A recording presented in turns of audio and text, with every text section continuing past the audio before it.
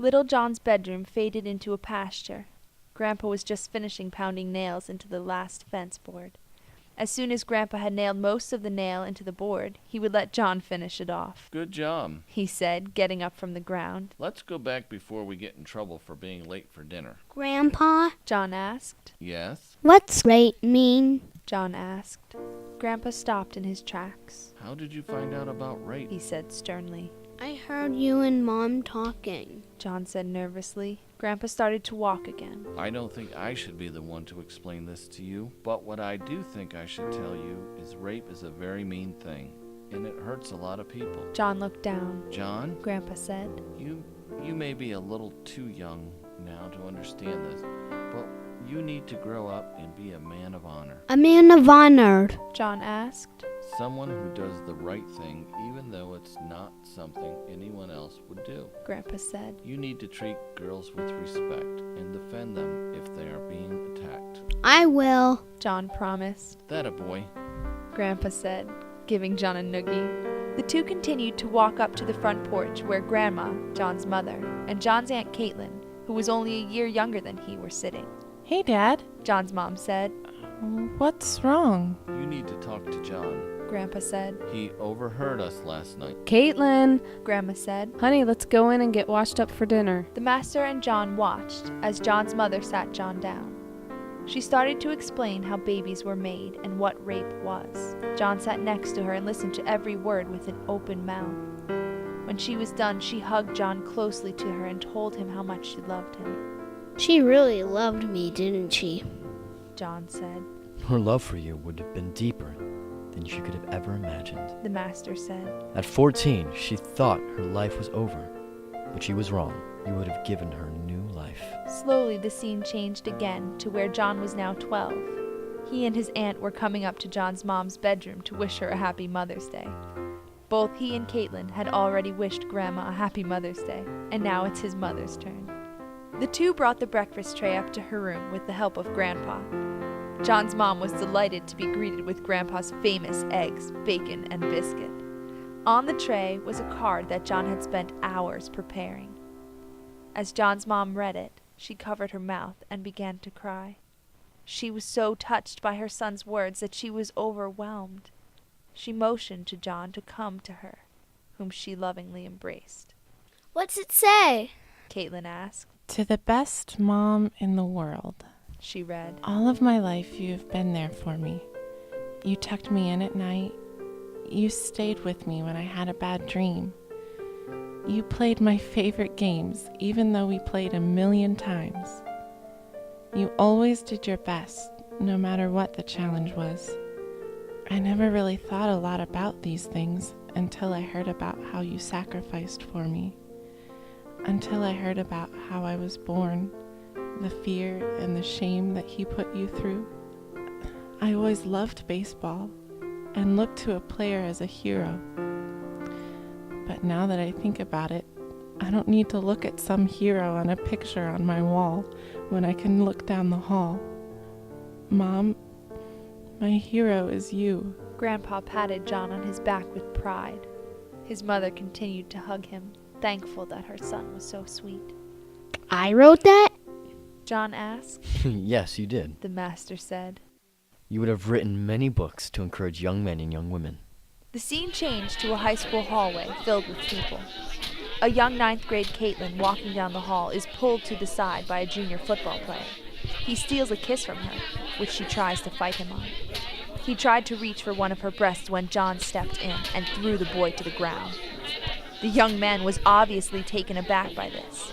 Slowly he got up and looked straight at John, who pounded him into the lockers, pinning him against them. Bad move, pal. John said angrily. Bad move. Come on, man. The boy said, trying to free himself. I was only messing. Only messin'? John asked, pausing before he pounded the locker door by the boy's face. At this time, everything in the hallway stopped. How's that for messin'? All right, man, all right. The boy said, obviously nervous. If I ever catch you kissing or touching a girl against her will, it doesn't even have to be Caitlin. I will use your body as my own personal punching bag. Threatened John. And believe me, you don't want me to do that. All right. the boy cried. I get it. Good. He said, letting him go a little, then punching him in the stomach as hard as he could. The boy crumbled to the ground, where John quickly followed, making sure the boy was looking at him. Remember it. He started to walk away with Keitel on his arm. Oh, He said, turning around to the boy still lying on the floor. speaking of family, if you ever mess with her, I'll put you in the hospital for the rest of your life. You would have gotten in trouble with the school. The master said. But that boy would know not to mess with Caitlin or any other girl. But now, Caitlin will have her life cut short. She will be raped within the first few months of her high school life and end up committing suicide the same year. The scene changed again to a young man speaking in front of a school assembly. Each student's eye transfixed on the speaker, who was John himself. Some of the girls were wiping away tears. Some guys hung their heads as John told his story. What's he talking about? John whispered, You're telling your story. replied the master. You're talking about how you were the son of a rape victim and how that affected you and her.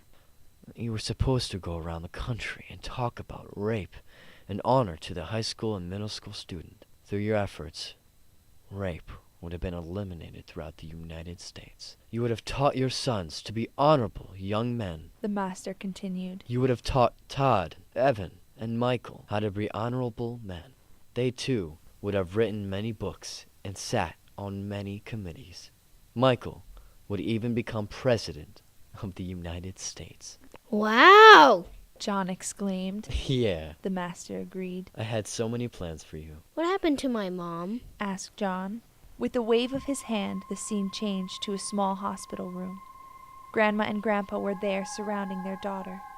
The doctor was just leaving the room after talking with the family. Grandpa held his daughter's hand, looking sullen, while Grandma and John's mother cried. When they aborted you, Began the master. the abortionist punctured her uterus wall.